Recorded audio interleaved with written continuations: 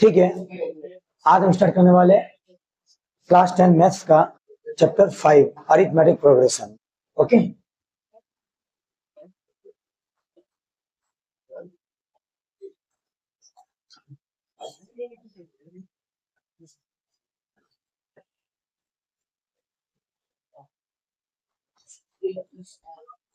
Arithmetic progression. Okay, अब इस chapter को स्टार्ट करने से पहले सबसे पहले हमें पता होना चाहिए अरिथमेटिक प्रोग्रेशन क्या होता है। तो देखिए, अरिथमेटिक प्रोग्रेशन क्या है? एक सीक्वेंस है। क्या है? एक सीक्वेंस है।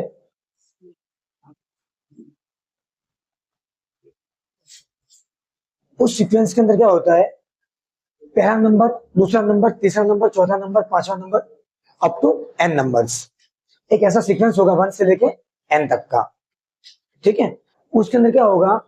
हर एक नंबर के बीच का जो डिफरेंस होगा वो क्या होगा? सेम होगा। जैसे कि मैं अगर लिखूं 1 2 3 4 डैश डैश डैश n, ये लिखा मैंने, तो एक अरिथमेटिक प्रोग्रेशन की सीक्वेंस में आएगा ये। कैसे? देखिए, अगर मैंने 1 और 2 लिखा तो 2 में से 1 गया, कितना बचा? 2 माइनस 1, कितना बचा? 1। अगर जस्ट इसका अगला नंबर लिखूं मैं 3 माइनस 2, कितना? 1। इसका अगला नंबर 4 माइनस 3 मतलब 1। इन सब नंबर के बीच का जो डिफरेंस है वो अगर सेम आ जाता है तो उसको हम क्या बोलेंगे? अरिथमेटिक प्रोग्रेशन बोलेंगे। आए समझ में? जैसे कि मैं लिखूं 2 4 6 8 डैश डैश डैश, इसमें देखिए पहला नंबर 2 है, फिर 4 में से 2 गया, कितना बचा? 2। 6 में से 4 गया, कितना बचा? 2। 8 में से 6 गया, कितना बचा? 2। इस तरीके से। तो देखिए यहाँ भी कॉमन डिफरेंस क्या आ रहा है? सेम आ रहा है। बस दोनों के बीच दो कॉन्सिक्यूटिव नंबर के बीच का डिफरेंस अगर सेम आ जाए तो उसको अरिथमेटिक प्रोग्रेशन बोलते हैं। आगे समझ में? कोई दिक्कत नहीं। हम आगे क्वेश्चन सॉल्व करेंगे तो हमें और ज्यादा आइडिया मिलेगा। ठीक है, अब इसके अंदर ये जो सीक्वेंस है, ये जो अरिथमेटिक प्रोग्रेशन का सीक्वेंस दे रखा है आपको, जस्ट लाइक अगर मैं लिखूं 1 2 3 4 डैश डैश n, इसके अंदर कौन क्या होता है? तो जो फर्स्ट प्लेस पे होता है, फर्स्ट नंबर, उसको एपी का फर्स्ट नंबर बोलते हैं। क्या बोलते हैं? फर्स्ट टर्म बोलते हैं उसको। क्या बोलते हैं? First term. इसको बोलते हैं A1। क्या बोलते हैं? A1। ये जो सेकंड होता है उसको A2 बोलते हैं। ये जो थर्ड होता है उसको क्या बोलते हैं? A3 बोलते हैं। ये जो 4 होता है उसको क्या बोलते हैं? उसको क्या बोलते हैं? A4 बोलते हैं। डैश डैश डैश जो लास्ट टर्म है उसको AN बोलते हैं। क्या बोलते हैं? AN। याद रहेगा। जो फर्स्ट टर्म है उसको क्या बोलते हैं? A1। जो सेकंड टर्म है उसको क्या बोलते हैं? A2। जो थर्ड टर्म है उसको क्या बोलते हैं? A3। अब तो जो लास्ट टर्म है उसको क्या बोलते हैं? AN। याद रहेगा? ठीक है, इतना लिखने के बाद यहां पर आपको क्या करना है?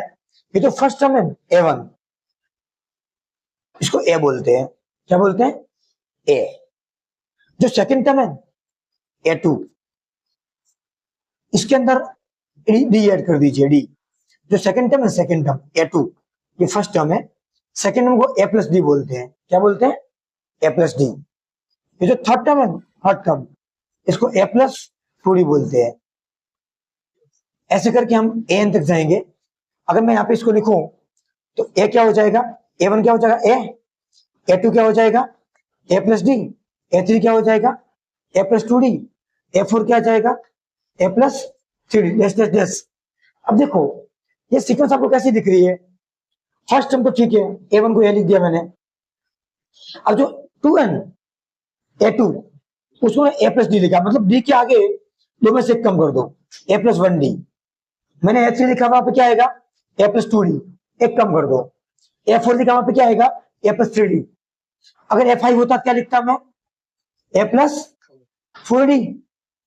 आई नहीं, एक कम। अगर A6 होता तो मैं क्या लिखता?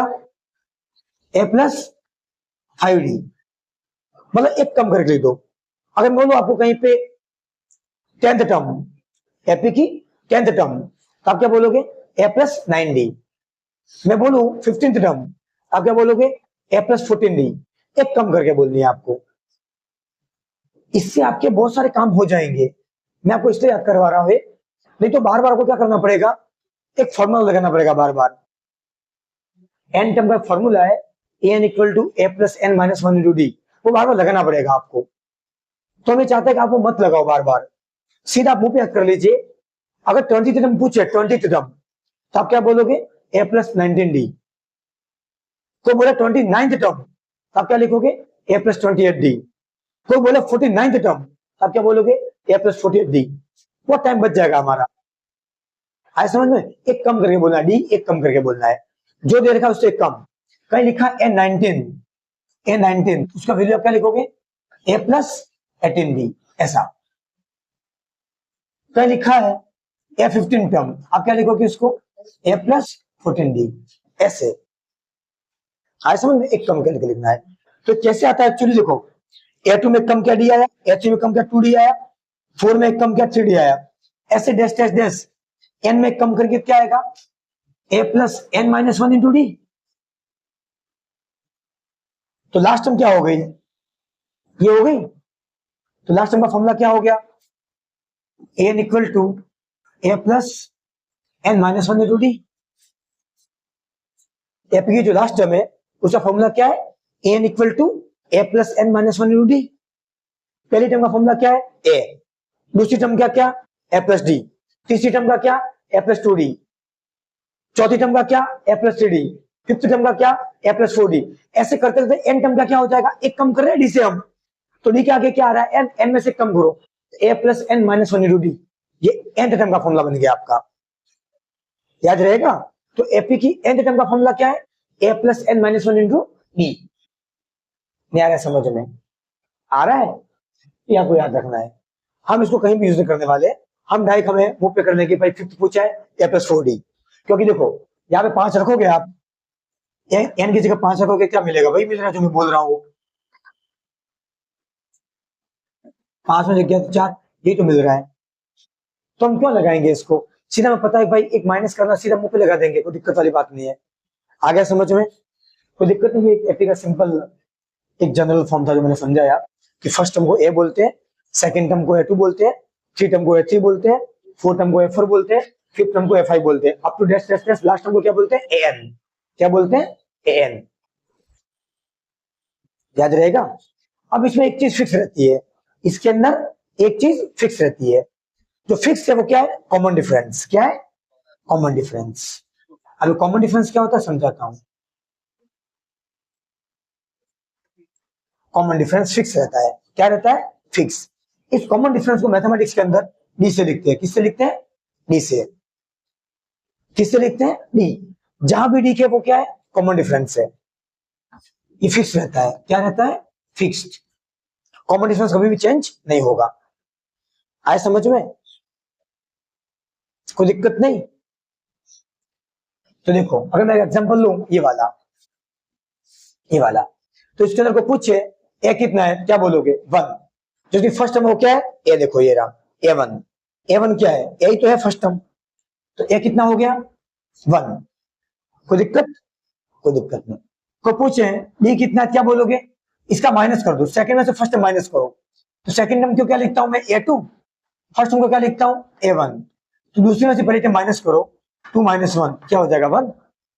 कोई दिक्कत, कॉमन डिफरेंस कितना आ जाएगा 1। आया कि नहीं समझ में, आ गया, कोई दिक्कत नहीं। चलो ठीक है। अब कोई पूछे कब कोई एपी होती है, कब कौन एपी नहीं होती है, तो सीधा हम पहचान लेंगे जिसका कॉमन डिफरेंस सेम होगा वो क्या होगा एपी, जिसका कॉमन डिफरेंस सेम नहीं होगा वो क्या होगा एपी नहीं होगा। जस्ट फॉर एग्जांपल अगर मैं ऐसा लिखूं 1 2 4 6 7 8 9, क्या ये एपी है, क्या ये एपी है, तो हम सबसे पहले क्या चेक करेंगे उसका कॉमन डिफरेंस चेक करेंगे। क्या करेंगे कॉमन डिफरेंस, क्योंकि कॉमन डिफरेंस 6 रहता है, वही हमें बताएगा कि वो एपी है या नहीं है। तो हम क्या करेंगे देखिए, फिर 2 में से 1 माइनस कीजिए, 2 में से 1 माइनस 1 आ गया, 4 में से 2 माइनस कीजिए, 2 आ गया। तो पहले डी कितना आया था 1, अब डी कितना आ गया 2, तो गलत हो गया। डी से हमका आया नहीं आया, मैंने क्या बोला डी फिक्स रहता है, तो डी का फिक्स रहा नहीं रहा, पहले में बनाया दूसरे में 2 आ गया, तो क्या ये एपी है? नहीं है एपी, ये एपी नहीं है, ये एपी नहीं है। अब मैं अगर एग्जांपल लिखूं यहाँ पे 3, 6, 9, 12 डैश डैश डैश, क्या ये एपी है? यस ये एपी है। क्यों? देखिए 6 में से 3 गया कितना 3, ये डी 3 आ गया। 9 में से 6 माइनस करो कितना आ गया 3, डी दोनों सेम आ गए, मतलब क्या ये एपी है। आगे चेक करने की जरूरत है, 2 काफी है। आ गया समझ में? कोई दिक्कत नहीं? तो ठीक है, चलो खत्म हो गया तो हम एक्सरसाइज स्टार्ट करते हैं। एक्सरसाइज 5.1। ओके चलो स्टार्ट करते हैं।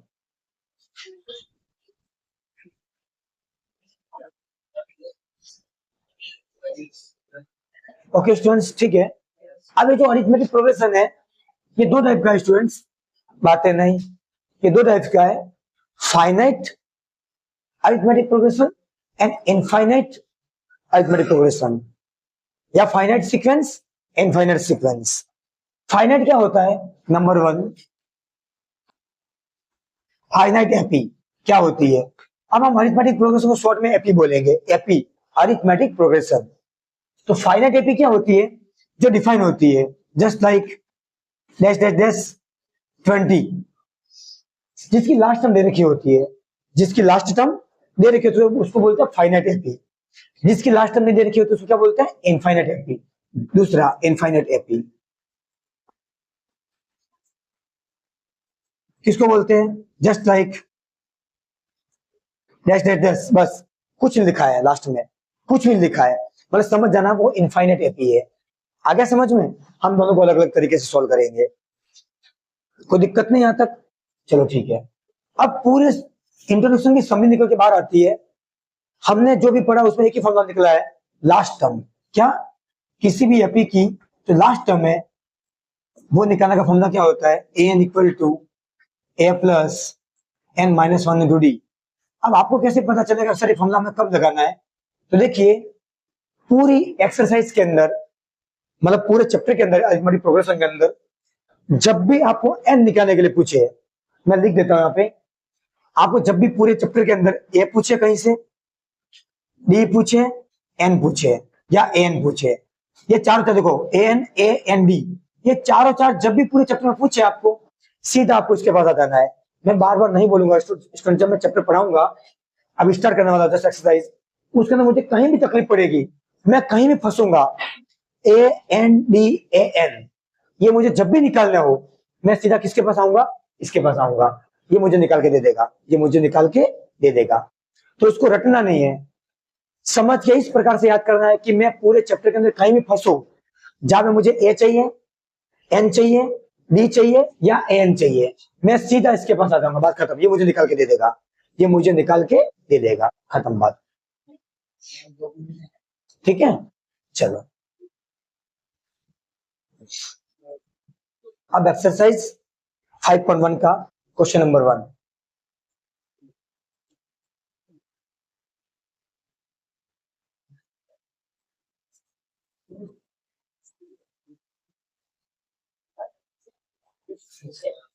ओके क्वेश्चन 1 क्या बोल रहा है? बुक्स देना मुझे। चलो, in which of the following situation does the list of numbers involved make an arithmetic progression and why? आपको जो ये क्वेश्चन दे रखे हैं चारों चार, इसमें से कौन सा अरिथमेटिक प्रोग्रेशन है और कौन सा अरिथमेटिक प्रोग्रेशन नहीं है और क्यों, ऐसा पूछा है। तो फर्स्ट क्वेश्चन उठाते हैं हम, the taxi fare after each kilometre when the fare is rupees 15 for the first kilometer and rupees 8 for each additional kilometer। एक टैक्सी वाला है, वो टैक्सी चलाता है, उसका ऐसा मतलब कंडीशन है कि अगर आप उसकी टैक्सी करते हो तो क्या करता है, जो फर्स्ट किलोमीटर है उसका क्या लेगा? 15 रुपया। कितना लेगा? 15। फिर आगे जैसे किलोमीटर बढ़ते हैं तो हर किलोमीटर पे कितना बढ़ाता है? 8 रुपए। समझ में आया कि नहीं आया? आप कहीं घूमने के लिए जा रहे हो, आपने टैक्सी की, तो टैक्सी वाला आपको ऐसा बोला मैं पहले किलोमीटर का 15 लेता हूँ, इसके बाद मैं 8 रुपए कर देता हूँ हर एक अगले किलोमीटर का, तो फायदा तो उसको हो रहा है। फर्स्ट किलोमीटर तो मैंने, उस पर अगला बढ़ता जाएगा तो कंटिन्यूस ह्यूमिलिटी बढ़ेगा, सही बात है। तो ऐसा बोल रहा है फर्स्ट किलोमीटर का 15 रुपए, इसके बाद मैं 8 कर दूंगा, और हम खुश होकर बोल देते हैं हाँ हाँ डन। जबकि हमें क्या करना चाहिए, फर्स्ट किलोमीटर को कम करवाना चाहिए। नहीं तो फर्स्ट किलोमीटर कम कर, उससे कम्युनिटी इफेक्ट दिखेगा। आए समझ में, होशियार होते हैं वो लोग बहुत।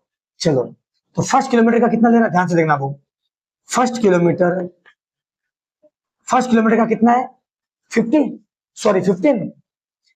सेकेंड किलोमीटर अगर मैं चलू तो क्या बोल रहा है, 8 रुपए बढ़ा देगा उसके अंदर वो। तो सेकेंड किलोमीटर कितना हो जाएगा वो, 15 प्लस 8। अरे सही है, 8 बढ़ जाएंगे नेक्स्ट किलोमीटर से। खाली फर्स्ट किलोमीटर का 15 रुपया है, अगले किलोमीटर पे क्या हो जाएगा, 8 रुपए बढ़ा देगा, उसने लिखा है एडिशनल चार्जेस 8 रुपए। हर किलोमीटर पे क्या हो जाएगा, और 8 रुपए बढ़ा देगा वो। तो 15 प्लस 8 तो था ही, 8 और बढ़ा दिया उसने। अरे देखो, फर्स्ट किलोमीटर का 15, सेकंड का 8 बढ़ाया, तीसरे का और 8 बढ़ा देगा। नहीं आ रहा समझ में, ऐसे करते करते क्या करेगा वो, 8 बढ़ाता जाएगा। ओके, चलो, तो पहला 15 का 15, दूसरा क्या आ जाएगा, 15 प्लस 8 कितना होता है, 23। तीसरा 15 प्लस 8 23, 23 प्लस 8 कितना हो गया, 31। डैश डैश जैसे चलता रहेगा। अगर आगे और निकालो तो 31 में 8 और ऐड कर लो, कितना आएगा, 39। डैश डैश डैश कहां से जा रहा मुझे नहीं पता। तो वन टाइप ऑफ कौन सी सीक्वेंस है, ये इनफाइनाइट सीक्वेंस है। आए समझ में, कोई दिक्कत नहीं। अब उससे पूछा नहीं है हमें कुछ सॉल्व करने के लिए, खाली ये पूछा है अगर आपने डिजाइन कर लिया तो क्या ये एपी है, तो यस ये एपी है। क्यों, देखिए ऐड का डिफरेंस है, इक्वल डिफरेंस है। देखो सबसे पहले अगर मैं चेक करूं कॉमन डिफरेंस, किसी भी एपी के होने और नहीं होने की जो कंडीशन हमें कौन बताता है, कॉमन डिफरेंस। कौन बताता है, कॉमन डिफरेंस। तो कॉमन डिफरेंस को किससे लिखते हैं मैथ्स में, डी से। तो डी क्या हो जाएगा, 20 माइनस 20, 23 माइनस 15 क्या देगा हमें ये, 8। एक और चेक कर लेते हैं डी, फिर 31 माइनस 32 करो, 31 माइनस 23 कितना आएगा, 8। दोनों सेम आ गए, मतलब क्या, यस एपी है। क्या, यस इट इज एपी। अब उसे भाई बोला है, क्यों, because common difference is same, because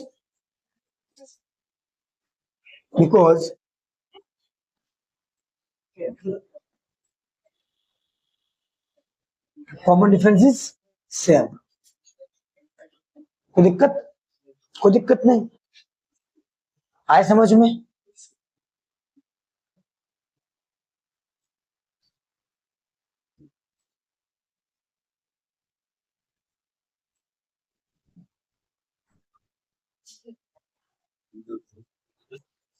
okay, question number first या second part, the amount of air present in cylinder when a vacuum pump removes 1/4 of the air remaining at a cylinder at a time।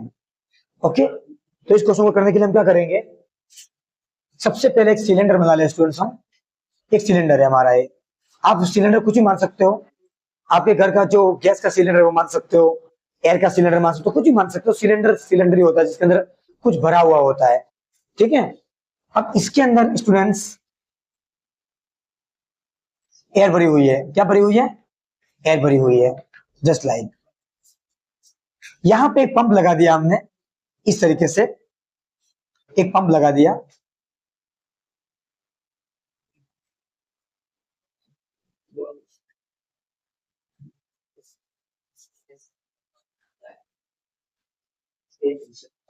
बातें नहीं, एक pump लगा दिया यहाँ पे इस तरीके से।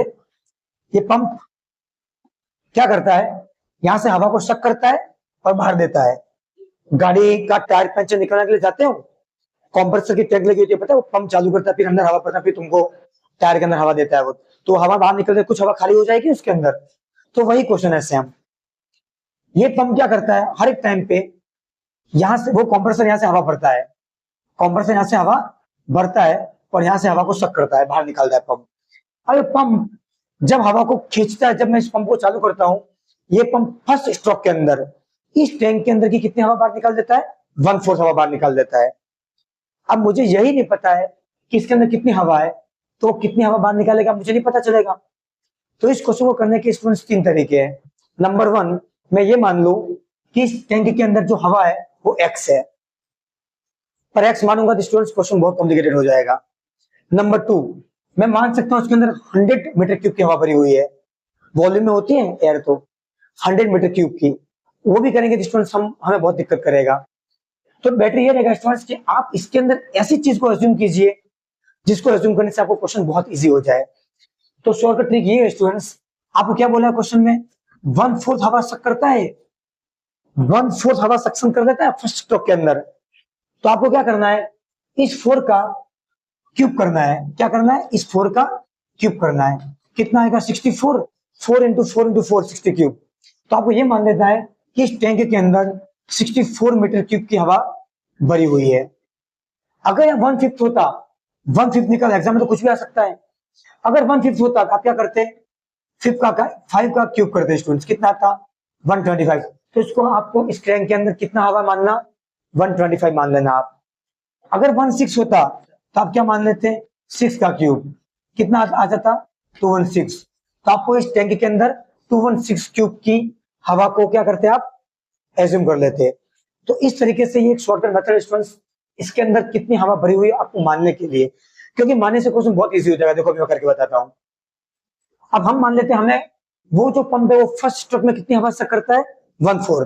तो मैंने मान लिया 4 का क्यूब क्या, 64 मीटर क्यूब की हवा इसके अंदर भरी हुई है, 64 मीटर क्यूब की हवा इसके अंदर भरी हुई है। आप चाहो तो आप उसके लिए स्वतंत्र हो स्टूडेंट्स, आप चाहो तो x मान सकते हो, आप चाहो तो 100 मान सकते हो, आप चाहो तो 1000 मान सकते हो। मेथड सेम रहेगा स्टूडेंट्स, मैं जो करवा रहा हूँ सेम मेथड रहेगा। आप इसी मेथड को x के लिए अप्लाई कर लेना, आप इसी मेथड को 100 के लिए अप्लाई कर लेना, आप इसी मेथड को 1000 के लिए अप्लाई कर लेना, आपका आंसर सेम आएगा। ठीक है, चलो चेक करते हैं। सबसे पहले मैंने अंडरस्टूडेंट्स मान लिया कि 64 मीटर क्यूब की हवा इसके अंदर भरी हुई है। जब मैं पंप को ऑन करता हूं तो फर्स्ट स्ट्रोक के अंदर पंप कितनी हवा बाहर निकाल लेता है, 1/4। तो 64 का 1/4 फर्स्ट स्ट्रोक मैं जब पंप को फर्स्ट स्ट्रोक देता हूं, चालू करता हूं और बंद कर देता हूं, तो पंप 64 का 1/4 बाहर निकाल देता है। तो 64 का 1/4 कितना होता है, इसको काट दो, कितना का 16, कोई दिक्कत नहीं, मतलब 16 बाहर निकल गई। अब दूसरी बात, मैं पंप को ऑन करूंगा तो पंप कितनी हवा को खींचेगा, क्योंकि पंप अब कुछ हवा को खींचेगा, अंदर बची हुई हवा को खींचेगा। अंदर कितनी बची है अभी, पहले 64 थी, 16 तो बाहर निकल गई। तो पंप के अंदर जब सेकंड स्ट्रोक मारेगा पंप सेकंड स्ट्रोक, तो कंटेनर के अंदर कितनी हवा भरी होगी, 64 में से 60 माइनस कर दो, 64 में से 60 माइनस कर दो, कितना आएगा 48। तो अंदर मीटर क्यूब 48 मीटर क्यूब की हवा अंदर पड़ी है। अब कितनी, 48 मीटर क्यूब, क्योंकि 60 तो बाहर आ गया, 16 तो अंदर 48 पड़ी है। तो पंप अब 48 को खींचेगा। अब 48 का कितना, 1/4, 48 का 1/4 खींचेगा। अब ये कितना आएगा, काटो इसको, सॉरी 12, कितना आएगा 12, कोई दिक्कत नहीं। अब जब मैं पंप को दोबारा ऑन करूंगा, थर्ड स्ट्रोक के अंदर जो पंप खींचेगा वो कितनी खींचेगा, 12 नहीं खींचेगा, ये 12 तो बाहर आ गई है, अंदर कितनी थी 48। तो 48 में से 12 माइनस करो पहले आप, कितनी बची अंदर 36, और 36 का 1/4 खींचेगा ये, कितना आएगा ये 9। अब ज्यादा करने की जरूरत नहीं स्टूडेंट्स, इसी प्रकार से हमारे बार 1/4 खींचता रहेगा। हमारे लिए 3 काफी है, एपी होने और नहीं होने का पता लगाने के लिए। चलो लिखो इसको, कैसे लिखेंगे, 16 देखो ऐसे लिखोगे, फर्स्ट हम कितने A1, second A2, third A3 dash dash dash AN, बात नहीं जाना है हमें। A1 कितना आया 16, A2 कितना आया 12, A3 कितना आया 9 डैश डैश डैश। अब एपी चेक करने के लिए हमें क्या करना पड़ेगा, कॉमन डिफरेंस चेक करना पड़ेगा। तो कॉमन डिफरेंस चेक कीजिए स्टूडेंट, यहाँ पे 12 में से 16 माइनस कीजिए, 12 में से 16 माइनस कीजिए, कितना आएगा -4। कोई बात नहीं, एक और निकाल के चेक करो। 9 में से 12 माइनस कीजिए, कितना आएगा? -6। क्या दोनों सेम है? अरे दोनों सेम है क्या? नहीं है। तो ये इसको अगर मैं मान लो D1, इसको मान लो D2, तो D1 इक्वल टू D2 आना चाहिए। यहां क्या आ रहा है? D1 not equal to D2, that's why we can say that it is not happy. क्या लिखोगे? It is not happy. Reason बता दिया क्यों? D1 is not equal to D2। आए समझ में? तो फर्स्ट का सेकंड पार्ट था, बहुत इंपॉर्टेंट क्वेश्चन है स्टूडेंट्स, स्टैंडर्ड मैथमेटिक्स के पॉइंट ऑफ व्यू से। ठीक है, बेसिक वाले को ज्यादा जोर नहीं देना इस क्वेश्चन पे। ठीक है,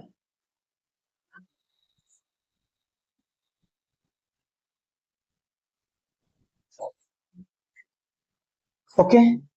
फर्स्ट का third part, the cost of digging a well after every metre of digging when it cost is ₹150 for the first metre and rises by 50 each subsequent metre.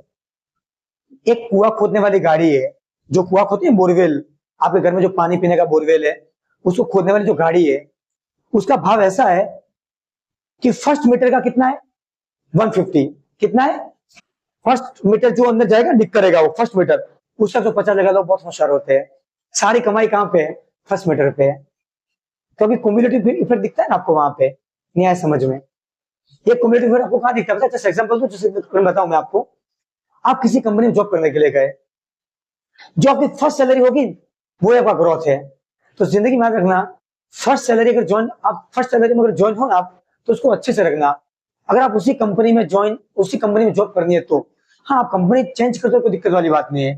पर अगर उसी कंपनी में आपको जॉब करनी है, चलो मैं दूसरा एग्जांपल दो, छोड़ दो, गवर्नमेंट जॉब की बात करता हूँ, क्योंकि गवर्नमेंट जॉब तो आदमी परमानेंट करता है। तो एक गवर्नमेंट जॉब है जो आदमी 10,000 में लगा है, और एक गवर्नमेंट जॉब है जो आदमी 50,000 में लगा है। तो लाइफ टाइम ज्यादा सैलरी किसकी रहेगी? 50,000 वाले की रहेगी। भले 10,000 वाले को बीच में 25,000 भी इंक्रीमेंट मिल जाएगा, तो भी जिंदगी में 50,000 वाले से आगे नहीं निकल पाएगा। आए समझ में? इसलिए लोग बहुत होशियार होते हैं, फर्स्ट मीटर पे ज्यादा चार्ज लगा देते, फिर क्या बोलते हैं?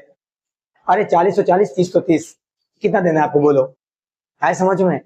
तो फर्स्ट मीटर का कितना ले रहा है वो कुआं खोदने वाली मशीन है, जो फर्स्ट मीटर का कितना ले रही है? फर्स्ट मीटर का कितना ले रही है? 150 रुपीज। सेकंड मीटर का कितना ले रही है? 50 बढ़ा रही है, हर एक मीटर 50 बढ़ा रही है। 150 प्लस 50 कितना हो जाएगा? 200। अरे सही तो है। हर मीटर का कितना ले रही है?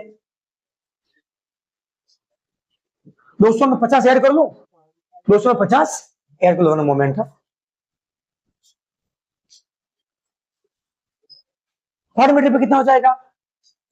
देखो 50 रुपीज एक्चुअली में ऐड क्यों कर रहा हूं? Increase by per metre, increased on each metre. 50 हर एक मीटर पे 50 बढ़ रहा है, इसलिए पहले 150 था, तब क्या हो गया? 200। 150 में 50 ऐड किया 200। अब कितना? 200 में 50 ऐड करूंगा, कितना हो जाएगा? 250 रुपीज। एज सीक्वेंस चलता रहेगा ऐसा। तो ज्यादा कभी भी 3 टर्म्स निकालो, ज्यादा मत निकालो, 3 टर्म्स काफी है ये भी पता करने के लिए। तो पहला कितना है? देखो क्या लिखोगे? A1 A2 A3 dash dash dash AN। A1 कितनी है? 150 फर्स्ट टर्म। A2 कितनी है? 200। A3 कितनी है? 50। आगे नहीं पता, इनफाइनाइट एपी है, नहीं पता कितने मीटर तक कुआ पानी देगा हमें। सही है, चलो एपी चेक करने के लिए क्या करेंगे? सबसे पहले 200 माइनस 150 कितना आएगा? 50। ये क्या आ गया? D1। चलो अब क्या करोगे? 20 माइनस 20 हो गया, 20 माइनस 20 करो, 250 माइनस 200 कितना आएगा? ये 50। D2 कितना आ गया? 50। मतलब D1 इक्वल टू क्या हो गया? D2। दोनों सीक्वेंस क्या जो एफ वो सेम है, सॉरी कॉमन डिफरेंस सेम है, क्या हो जाएगा? Yes it is AP, yes it is AP. Reason क्या बताओगे? Because common difference is same. आगे समझो। तो लास्ट क्वेश्चन कर लेते हैं यहाँ पे, इसका फोर्थ पार्ट लास्ट।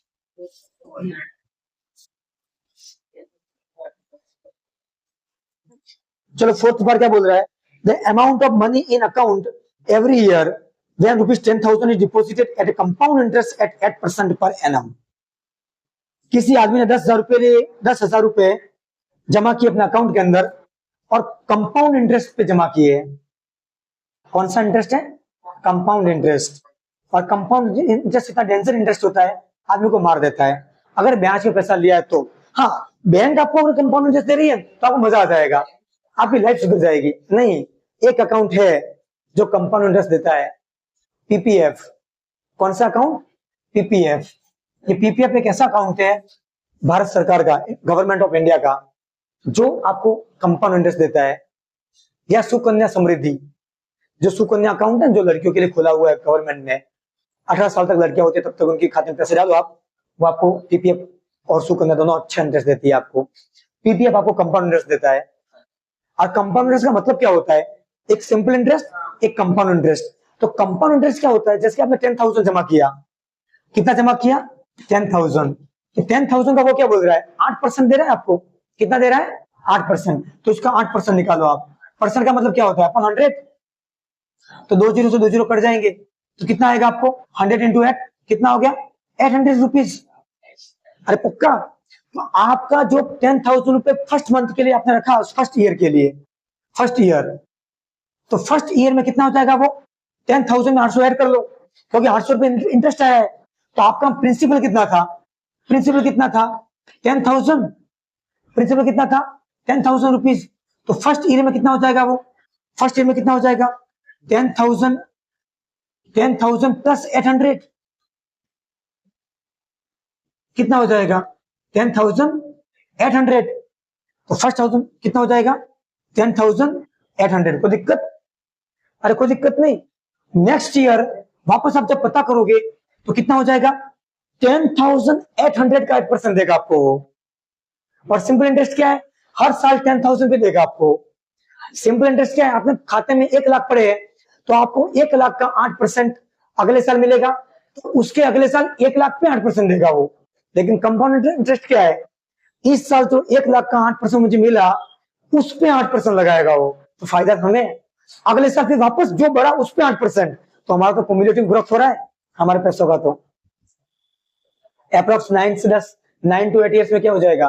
डबल तो नहीं होगा खैर, पर मतलब डबल क्या पहुंच जाएगा? पहुंच जाएगा। आए समझ में?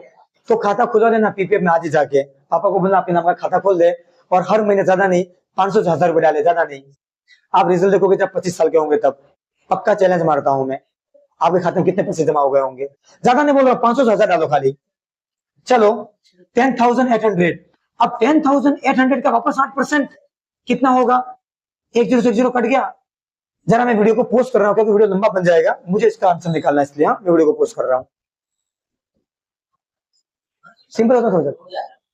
ओके स्टूडेंट्स, तो देखिए हमने सॉल्व कर लिया पूरा। अब देखिए या तो हम पहुंच गए थे 64, तो 10,800 में 64 ऐड किया मैंने, कितना गया स्टूडेंट्स? 11,464 आ गया। अब इसका 8%, देखो इसका वापस 8% निकाला मैंने, कितना आ गया? 933.12। ये इसमें ऐड हो जाएगा, इसमें ऐड किया, कितना गया? 12,597.12। ये लिख दिया थर्ड ईयर में। तो देखो स्टूडेंट्स, देख के पता चल रहा है कॉमन डिफरेंस सेम नहीं है। देखिए इसमें से उसको माइनस कीजिए, जो आ रहा है इसमें से उसको माइनस कीजिए, वो सेम नहीं आ रहा है। तो hence we can say that जो फोर्थ नंबर है वो हैप्पी नहीं है। क्यों नहीं है? क्योंकि डिफरेंस सेम नहीं है। किस केस में हैप्पी बन जाती है? तो सिंपल इंटरेस्ट के केस में स्टूडेंट्स हैप्पी बन जाती है। क्यों? क्योंकि सिंपल इंटरेस्ट में स्टूडेंट्स जो इंटरेस्ट लगता है वो प्रिंसिपल पे लगता है। कहां लगता है? प्रिंसिपल पे लगता है स्टूडेंट्स। तो सिंपल इंटरेस्ट के केस में हैप्पी बन जाती। कंपाउंड इंटरेस्ट के केस में कभी भी क्वेश्चन आ जाए स्टूडेंट्स पेपर के अंदर, जैसे सीआई दिखे कंपाउंड इंटरेस्ट, उसका सीधा क्लिक कर देना, आंसर वो हैप्पी नहीं है स्टूडेंट्स, ठीक है? क्योंकि उसका कॉम्बिनेशन सेम नहीं आने वाला है। तो ठीक है स्टूडेंट्स, मिलते हैं नेक्स्ट वीडियो में नेक्स्ट क्वेश्चन के साथ, ठीक है? Bye bye students.